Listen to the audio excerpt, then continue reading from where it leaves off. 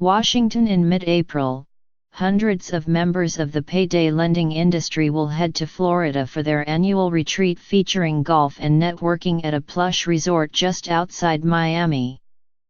The resort just happens to be the Trump National Doral Golf Club. It will cap a year in which the industry has gone from villain to victor, the result of a concentrated lobbying campaign that has culminated in the Trump administration's loosening regulatory grip on payday lenders and a far friendlier approach by the industry's nemesis, the Consumer Financial Protection Bureau. Gone is Richard Cordray, the Consumer Bureau's director and so-called bad cop, who levied fines and brought lawsuits to crack down on usurious business practices by an industry that offers short-term, high-interest loans that critics say trap vulnerable consumers in a feedback loop of debt. In his place is Mick Mulvaney, the White House budget director and a former South Carolina congressman, who was chosen by President Trump to assume temporary control of the Bureau and has emerged as something of a white knight for the payday lending industry. I think now we're in a period that is relatively passive, said Dennis Schall, the chief executive of the Community Financial Services Association of America, the primary lobbying group for payday lenders. I think it is advisable for us to largely draw a curtain on the past and try to go forward. 2 weeks ago, Mr. Mulvaney put the brakes on a contentious rule, ushered in by Mr. Cordray, that was set to impose tight restrictions on short-term payday loans. He ended a case that the Bureau initiated last year against a group of payday lenders in Kansas accused of charging interest rates of nearly 1,000%.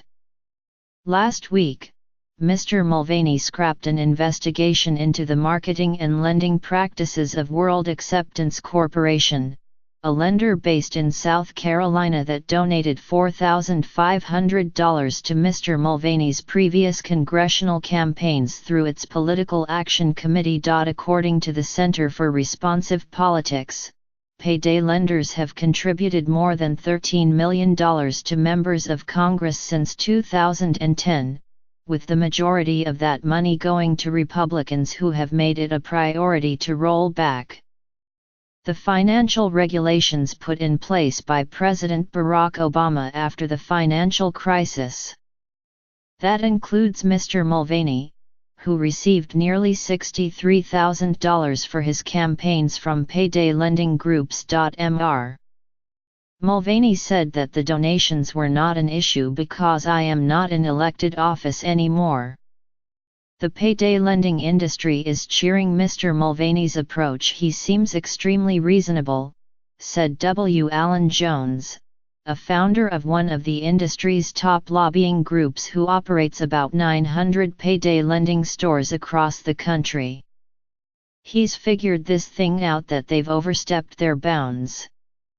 Mr. Jones, the chief executive of the Tennessee-based check-into-cash chain of payday lenders, has been scaling back his payday loan empire in recent years. He laid off about 300 employees last year, bringing his workforce to about 3,000.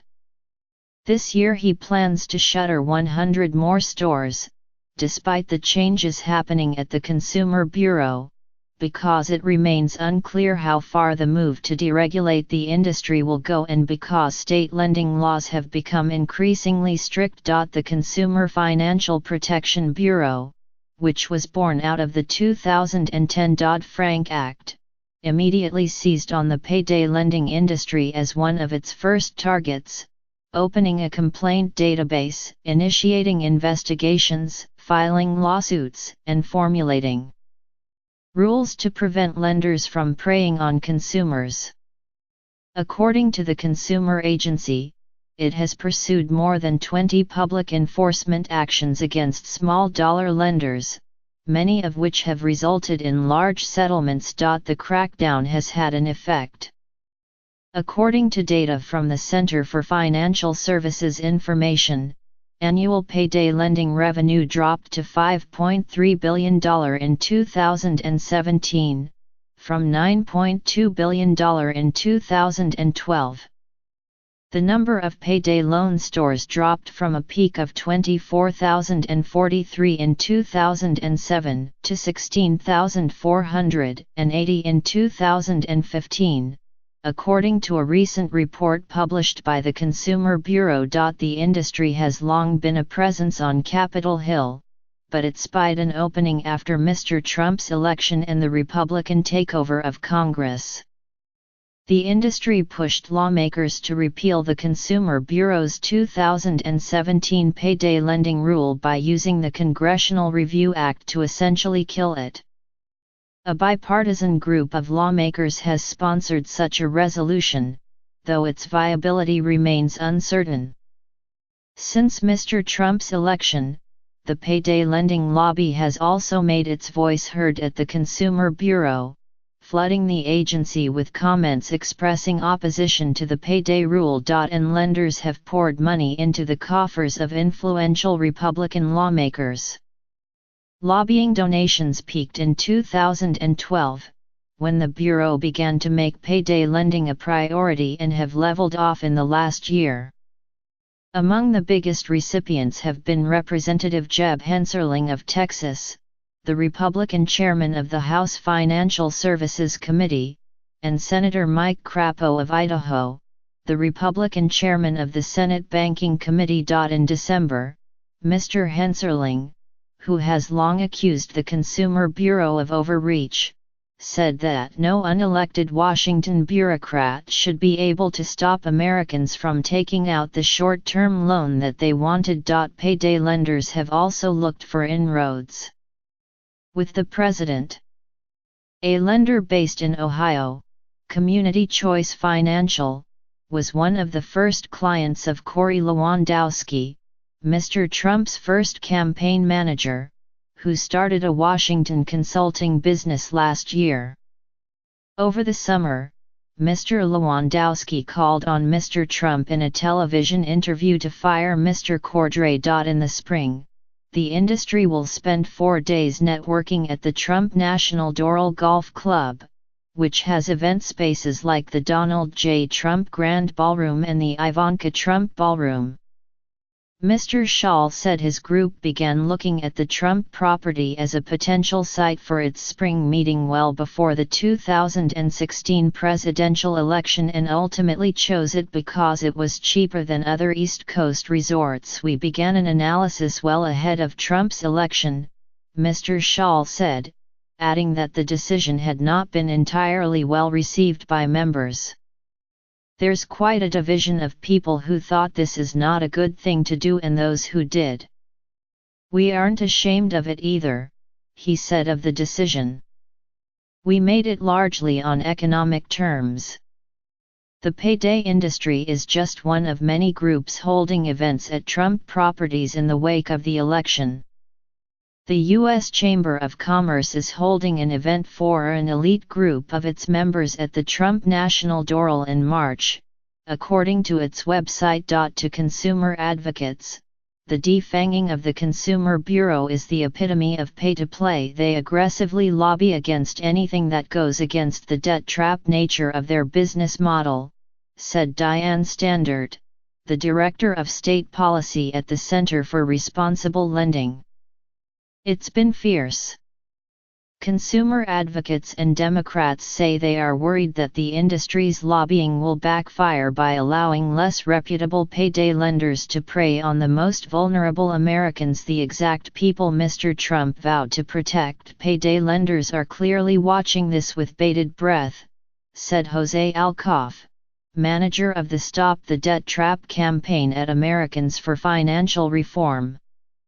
I think this is clearly a case where the system is getting more and more rigged, where they have, as they say, the fox in charge of the henhouse. Watching the transition from afar has also not been easy for Mr. Cordray, who has taken to Twitter of late to express his outrage over the new direction of the Bureau. Now a Democratic candidate for governor of Ohio, Mr. Cordray said he was stunned by how swiftly his successor tried to undo the Bureau's work. He warns that Mr. Mulvaney's actions were misguided. I'm surprised to see any efforts aggressively to roll back efforts to rein in payday lending, because we had done extensive research on how these loans lead many people into debt traps that ruin their financial lives, Mr. Cordray said. Mr. Cordray remained hopeful that after reviewing the consumer complaint data, Mr. Mulvaney could come to see some of the value in rigorous oversight of payday lenders. So far, that seems unlikely. In a memo last month to the Bureau's staff, Mr. Mulvaney made clear that he would be shifting the priorities of the agency to take into account the business impact of rules. He cited statistics that showed payday lending represents a sliver of total consumer complaints, signaling that the industry would not be a priority. Payday lenders and their lobbyists say the industry supports regulation but said the previous approach was stifling lending to people who need help. This product is demand-driven, Mr. Shaw said. It isn't that people met in the middle of the night to say let's put together a payday loan and see how it does. Mr. Shaw added that the payday lobby was not trying to buy off lawmakers or please the president. $65,000 over 5 or 6 years for Mulvaney, he said. That's not a hell of a lot of influence on an annual basis.